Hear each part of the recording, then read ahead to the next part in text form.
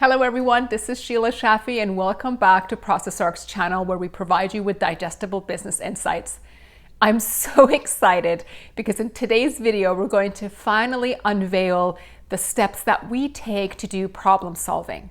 These are our 8 steps that have come together over the past 20 years where I've been tasked with solving the very simple to the very complex problems. It's really an amalgamation of the Lean, Six Sigma, Agile and Design Thinking principles. It's my go-to framework to making sure that I have done absolutely everything within my power to make sure that I've understood the problem well, I've uncovered its root causes, and have come up with a solution that the organization can actually absorb, inherit, and make the improvements that it needs. And without further ado, let's get started. Step number 1 is figuring out exactly what your problem is, and within that specific first step, there are 3 key deliverables. 1 is to identify your customer, 2 is to do a key stakeholder analysis, and the 3rd one is actually to build a business case. Now, very often executives may come to you and make a very big and overarching statement, things like, we never deliver anything on time, or our sales team does a terrible job of submitting an application to the home office to process. And those statements very well may be true, but the point is that at this point in time, your fundamental focus should be on actually quantifying the problem to make sure that you understand it and that you can articulate it to your team and the key stakeholders accordingly. So this is a pretty gosh darn important step in the overall 8 steps that we're going to be talking about, because it's kind of the one that is allowing you to get grounded in exactly what it is that you're going to be solving, in a way that you can articulate and in a way that you can measure. Now, the key stakeholder analysis, of course, is important because it's your way of initiating the change management analysis to say, hey, do I know who is going to get involved in this change, and where are they in the spectrum of either accepting me or putting up resistance into anything that I may bring forth to the table as I uncover what issues we need to attack. And of course, understanding, which is actually the first deliverable, knowing your customers helps you along the way in your project in figuring out not only what are we not delivering to, but what their expectations are, and hence what we need to change about the product, process, and service in order to meet their expectations. There you have it. So that's step number 1. Now, step number 2, which is make sure that your problem that you're going to be solving is actually real. This kind of sounds crazy. It's that, technically, if you're assigned to solving a problem or assigned to a big business initiative, it should be real. But there have been enough cases in my lifetime as a consultant where we've been assigned to a particular project, but within weeks of digging into it, we realize that there isn't enough proof, enough data, enough evidence that allows us or enables us to pursue that problem. So it is to your best interest to kind of step back a little bit, and through collecting data, through interviewing subject matter experts in the business unit, through conversation with the leadership in that business unit, making sure before you invest any more of your time or investing any more of your team's time to actually validate and authenticate that the problem is worthy of pursuing. Maybe that's a better way of really phrasing this thing, is that it could be a real problem. There's lots of problems out in the business world, but not all of them are worthy of assigning a top talent and a team to in order to pursue, uncover its root causes, and ultimately put a solution to.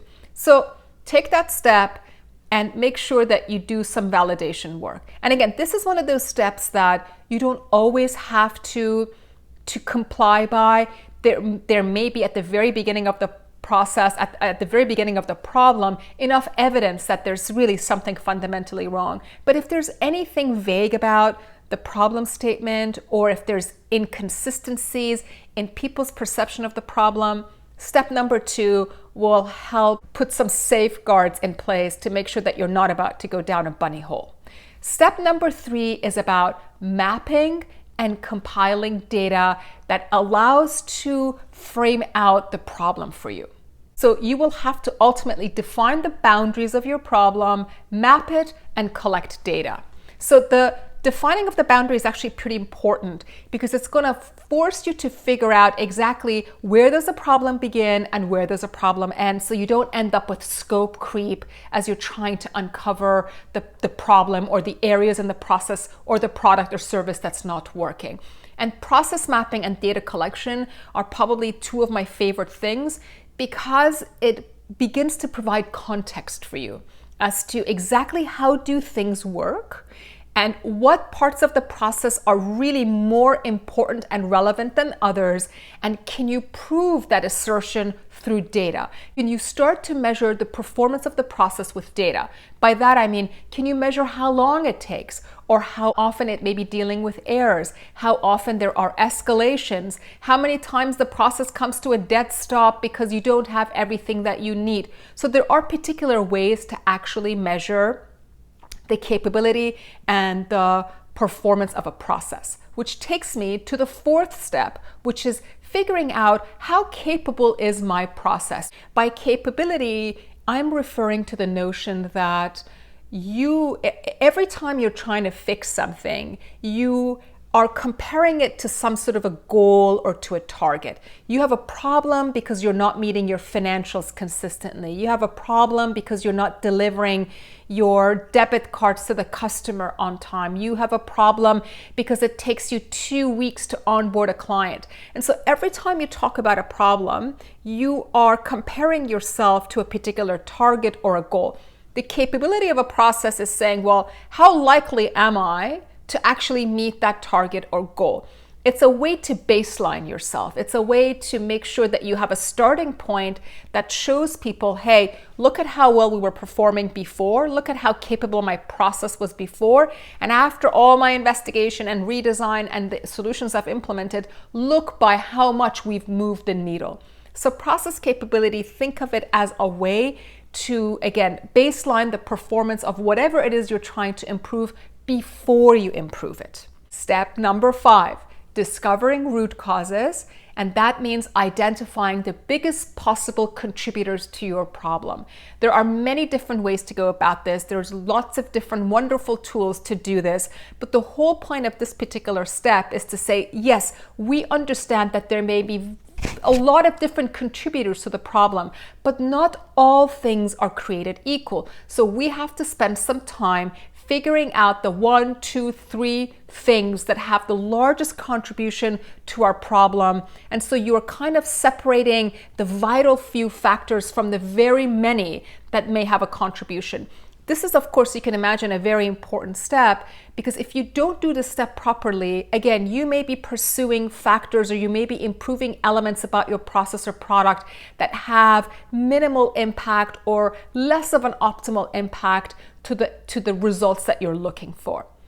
Now, step number 6 is about coming up with meaningful solutions, which is a natural outcome of step number 5, which is figure out what is the biggest contributor to the problem. Now that we know what the largest contributors are, process step, a particular parameter in the design of a machine we have, now we got to come up with a solution that's meaningful, that can be implemented, that's realizable, and that the organization can actually absorb. So this is the point in the process where your creativity and your team's creativity will become incredibly important in thinking out of the box and coming up with a solution that, again, is meaningful and impactful. Step number 7 is where Agile begins to kind of take over, because you're piloting the solutions you've come up with and you're measuring its impact. So Agile was very much of take a problem or take a set of requirements, break it into smaller pieces, and then build it, test it, build it, test it. Same conceptual concept is you may have come up with multiple ways to solve a problem. At this point in time, you're going to prioritize which solutions you're going to pursue, but you may not be able to roll it out wholeheartedly. There may be risks associated with it. There may be resistance organizationally. So a pilot allows you to validate that what you're going to get out of those solutions is actually as meaningful as you had anticipated. But the success of those improvements, even when they're in a pilot phase, gets all the people who are resistant slowly coming on board with you to support the long-term implementation. And finally, step number 8 is all about sustainability and control, because people don't like change. And even though you may have come up with a fantastic solution with your team, the chances are that long term it may not stay in place. So step number 8 is more focused on coming up with mechanisms, with control points, metrics that you can implement in your process, in your product, in your service, that's going to ensure that whatever solutions you've put in place stay in place well after you have left the team or left the business unit or moved on to your next project. So there you have the 8 steps that we have developed, our secret sauce, our secret recipe that has come out of 20 years of practice. Now, in the upcoming videos, I will go step by step and highlight some of the key principles and the key tools that we use so that you can start applying the principles that we just talked about. Now, I have a quiz for you. I would love to know, from your perspective, which of the 8 steps are the most difficult to do. Now, it's not a trick question. I always love to get people's perspectives on what they think is the most difficult to accomplish out of the 8. And of course, I will share with you what we have seen consistently, where we've seen organizations or even us struggle consistently with the 8 steps. I look forward to your thoughts and comments. If you have questions, if there are best practices you want to share, if there's a step you want to include in these 8 steps, please make sure you include them in the comment section below. I look forward to seeing you next week as we continue to dig deeper and deeper into each one of these 8 steps.